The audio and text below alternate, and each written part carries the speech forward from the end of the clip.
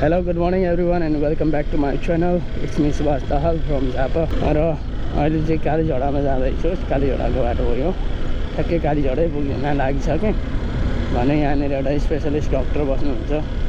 उहाँले एकदमै कम्ती चार्ज गरी राम्रो उपचार गरिदिनुहुन्छ ENT सम्बन्धी, साथै आँखा पनि हेर्नुहुन्छ। उहाँ आफैले होइन, आँखाको लागि छुट्टै स्पेशलिस्ट हुनुहुन्छ, अप्थल्मोलोजिस्ट न कसो भन्छ।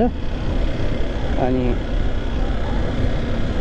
त्यहाँनिर यो भिडभाड निकै देखिँदैछ, राम्रै चेकअप हुन्छ, त्यही भएर भिडभाड धेरै देखिरहेछ।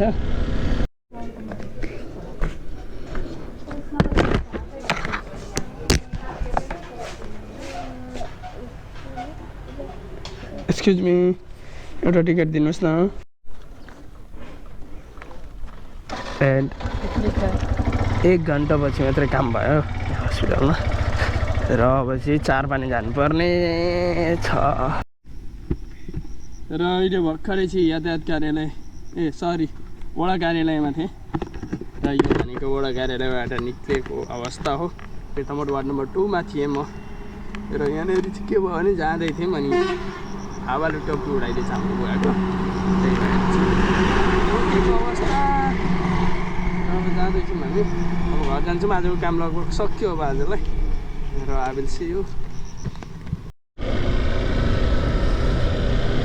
र अहिले चारपानी पुग्न लाग्यो। यही हो चारपानीदेखि अलिकति मन्तिरपट्टि पर्छ हामीहरूको पर्मानेन्ट एड्रेस। यहाँ न कि बेर्तामोड वार्ड नम्बर 2।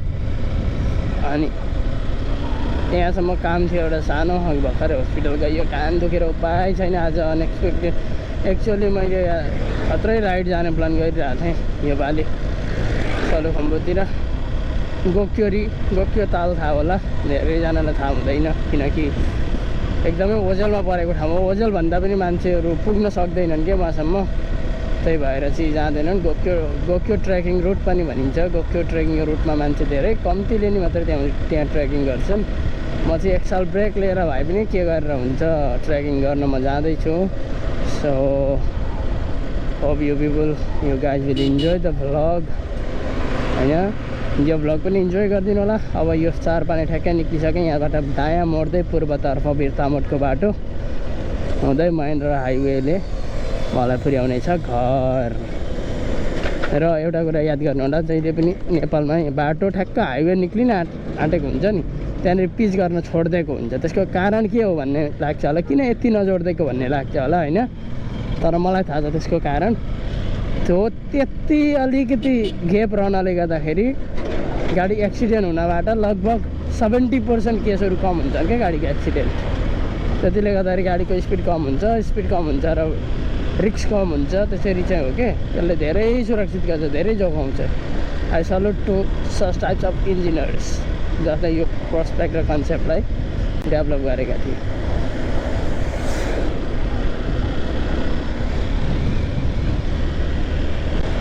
यातायातमा पैसा टन्नै बुझाइयो हिजो अस्ति, 8,000 तिर्यो, इन्सुरेन्स पनि बनाइयो टक्कसँगले। टुरिस्ट रहेछन्, कहाँदेखि आयो? बागमतीबाट। टुरिस्ट नै भनिदिउँ न, अब 2जनालाई हेलमेट लगाएर हिँडेको देखिसक्दा मलाई टुरिस्ट नै भन्न मन लागिहाल्छ। हामी पनि कुनै समय टुरिस्ट नै थियौँ, काठमाडौँ गएको थियौँ। कहिले झापाको बाइक काठमाडौँ त कहिले काठमाडौँको बाइक झापा, यस्तै हो। अब म 3जना पो रहेछन् त यार, कसरी आएको यार? नानी पनि रहेछ, कसरी म्यानेज गर्ने? काठमाडौँ टु हियर यस्तो ब्याग बोकेर 3जना, नानी पनि निरहेको छ फेरि तिमाथि।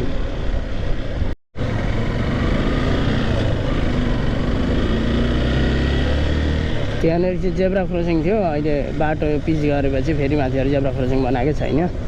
जानेर मैले टाइम दिएको।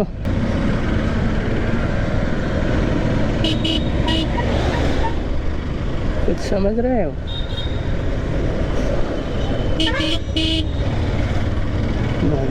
मन्दिरमा चढ्ला फुलपाती,